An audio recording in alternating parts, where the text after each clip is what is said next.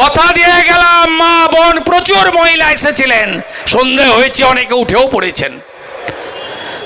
Record করে রাখুন রাজ্যের বিরোধী দলের নেতার কথা, বিজেপি এলে এই ধর্ষকদেরকে কোর্টে পাঠাবো না, সকালে জমা নেব, বিকালে খরচ করব। যোগী আদিত্যনাথ হেমন্ত বিশ্ব শর্মার দেখানো পথে বাড়ি বাড়ি গিয়ে বলুন। এনকাউন্টারে খরচ, বারুইপুরে ধর্ষণ খুনে অভিযুক্ত। বারুইপুরে নাবালিকা ধর্ষণ ও খুনের মামলার তদন্তে অপরাধ স্থলে ঘটনার পুনর্নির্মাণ করতে নিয়ে যাওয়ার সময় পুলিশের অস্ত্র ছিনিয়ে পালানোর চেষ্টা করে অভিযুক্ত প্রভাস মণ্ডল। পুলিশ সূত্রে জানা গেছে, বুধবার রাত প্রায় 12:45 নাগাদ বারুইপুর থানার তদন্তকারী আধিকারিক এবং তার টিম প্রভাস মণ্ডলকে নিয়ে বারুইপুর থানার অন্তর্গত সূর্যপুরে ঘটনাস্থলে ঘটনার পুনর্নির্মাণের জন্য যান। পুলিশের দাবি, পুনর্নির্মাণের কাজ শুরু হওয়ার ঠিক আগে প্রভাস মণ্ডল এক পুলিশকর্মীর আগ্নেয়াস্ত্র ছিনিয়ে নিয়ে পুলিশের দলকে লক্ষ্য করে এক রাউন্ড গুলি চালায় এবং সেখান থেকে পালানোর চেষ্টা করে। আত্মরক্ষার্থে পুলিশ পাল্টা গুলি চালালে প্রভাস মণ্ডল গুলিবিদ্ধ হয়। এরপর তাকে দ্রুত বারুইপুর মহকুমা হাসপাতালে নিয়ে যাওয়া হলে চিকিৎসক তাকে মৃত ঘোষণা করেন। ঘটনার পর প্রয়োজনীয় আইনি প্রক্রিয়া শুরু হয়েছে বলে জানানো হয়েছে পুলিশের পক্ষ থেকে।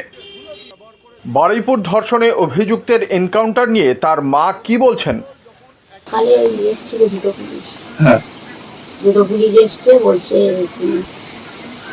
প্রভাস মণ্ডলের মা, আমি সবাই উঠেছি, ঘর খুলেছি, তা বলছে আমার তো ছেলে মারা গেছে, তা হাসপাতালে যাবেন, তাহলে আমাদের সঙ্গে চলুন, দেখতে পাবেন। তা যে আমার যাওয়ার ক্ষমতা নেই, আমি যেতে পারবো না, আমার স্বামী অসুস্থ খুব, সে উঠতে পারে না বিছানা থেকে, আমার যাওয়ার ক্ষমতা নেই, আপনারা যা করবে করুন, আমার কোনো আপত্তি নেই। যেরকম কর্ম করেছে সে সময় সাজা পেয়ে, আর আমার কিছু তো বলার নেই। আমি নেব না, আর আমি আনবো না, আমি কিছু করবো না, নেব না, আমার সে ক্ষমতা নেই। আমি যে আনবো, ওর ভালো কাজ করে মরেনি, ও যেরকম করেছে ও মরে গেছে, আমার সে সুখ শান্তি নেই, আমি আনবো না। দেব খারাপ কাজ করেছে, আচ্ছা খারাপ করেছে, আমি বলেছি আপনাদের যা খুশি করো, আপনাদের হাতে দিয়েছে, আপনারা যা খুশি করো, মেরে দিন, ফেলে দিন, ঝেঁকে নিয়ে যা পারে। তবে পুলিশের ভূমিকায় কয়েকটি প্রশ্ন উঠছে। রাত 12:45 পর অন্ধকারের মধ্যে ঘটনার পুনর্নির্মাণ করার প্রয়োজন হলো কেন?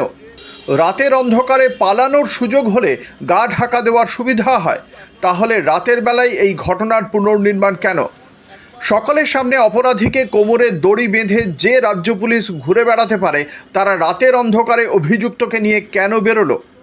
একজন পুলিশকর্মীর হাত থেকে আগ্নেয়াস্ত্র ছিনিয়ে নেওয়া এত সহজ হলে পুলিশের দক্ষতা নিয়ে প্রশ্ন ওঠে।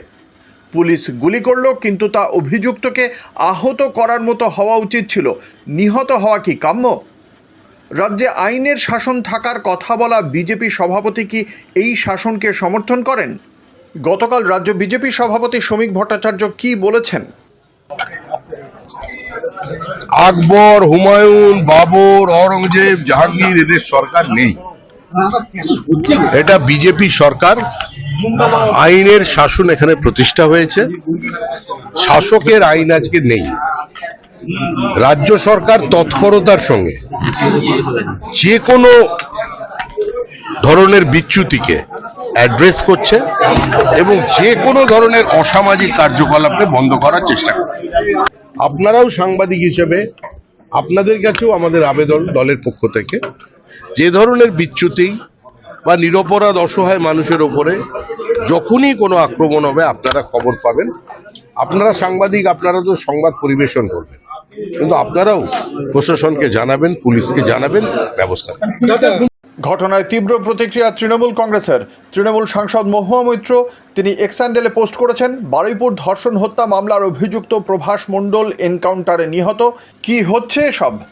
পশ্চিমবঙ্গ পুলিশকে ট্যাগ করে মহুয়া মৈত্রের প্রতিক্রিয়া, বাঙালিরা নতুন বাংলা উত্তরপ্রদেশ 2.0কে স্বাগত জানান। একই সঙ্গে রাজ্য বিজেপিকেও কটাক্ষ করেছেন তিনি।